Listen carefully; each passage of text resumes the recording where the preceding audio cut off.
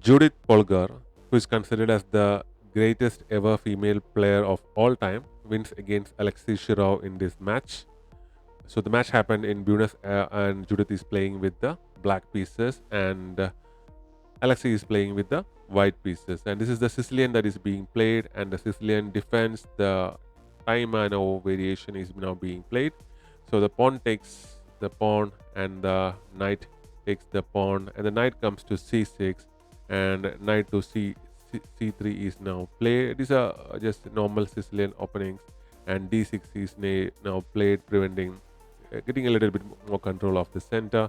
And g4 is now played by Alexei, creating an attack on the king side, because in Sicilian mostly you have to castle on the king side. And a6 is now played by Judith, and bishop to e3 is by Alexei, and knight jumps to e7 as well. And knight to b3 is now played by Alexei, and b5 is now played with the intent of bringing your bishop here, attacking this exposed rook or along the diagonals. And f4 is also immediately played by Alexei, which makes it clear that he is looking to castle on the king side, or it will be an uncastle game. And these three pawns in the center are already storming down the king side, creating an attacking combination. So the bishop goes to b7 as intended, and the queen comes to f3 in the same diagonal of the bishop, which is actually a little bit dangerous. And immediately g5 is played. She offers a pawn for free, and once the pawn is taken, the knight jumps to e5, attacking the queen here. Earlier, with this pawn present here, you couldn't have brought your knight to the center of the board, and now the knight is in the center of the board, attacking many of the pieces in a decent position. And this pawn was given in exchange, but later on she takes back this pawn. And once the queen moves to g2, the pawn push of b4 happened, pushing the knight away, and the knight goes to e2, and h5 is played as she offers another pawn. And after the pawn is taken, knight to f5 is played. Now you can play this move because this pawn is pinned here. If you take this knight, you are, let's say you take this knight like this, the queen is gone, so you cannot take the knight. So that move stays there. And because with this move there's an attack on the bishop here, and the bishop retrieves to f2 here, and after that the queen goes and takes back the g5 pawn. So basically the queen doesn't have any support, so why did he take the pawn? Did she take the pawn? So basically if you take the queen like this, the check will happen like this. Basically the knight comes in, uh, forking the king and the queen, and after the king moves away, you'll get back the queen. And yes, you will if the the knight is taken, you will get back a rook in exchange of the knight, and maybe and the pawns will get exchanged as well. So because of that, the exchange didn't happen.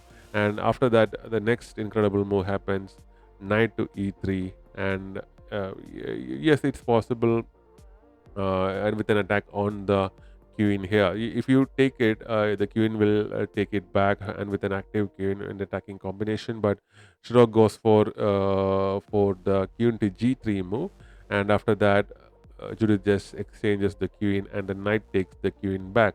And after that, the knight jumps to c2. The knight was earlier the knight was here with the support of the queen. So once the queens get exchanged, the knight had to move. So the knight jumped to c2 with a check.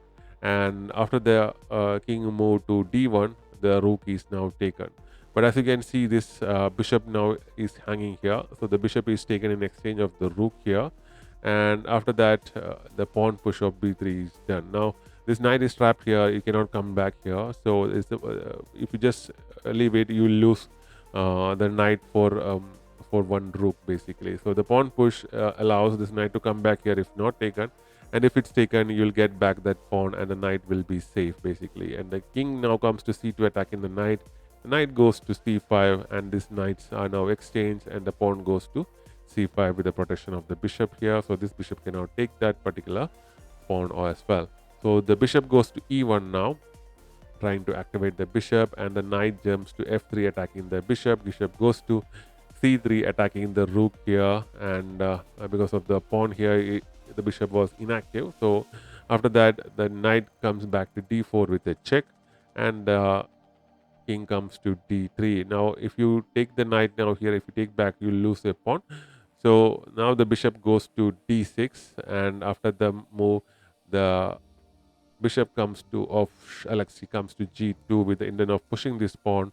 Once this pawn is pushed, there's an attack on the rook in the next move, and if you move the rook, you lose your bishop as well. To prevent that, bishop to e5 is played, blocking this pawn from pushing forward and also supporting this knight as well. If the bishop take, you can take back with your bishop as well. So now the king comes towards the center of the board, towards the c4, and Judith also brings her king up to e7. And from this position, Judith is already better in the game, and basically by the next move, Alexei resigned the game. So a beautiful game with lots of attacking combinations and threats by Judit Polgar, and that's why this is considered as one of her great games, and she's considered as one of the all-time great female players, like what Magnus Carlsen is in the men's world basically. So that's it from us. We'll be back with more such videos. If you haven't followed or subscribed, please do so.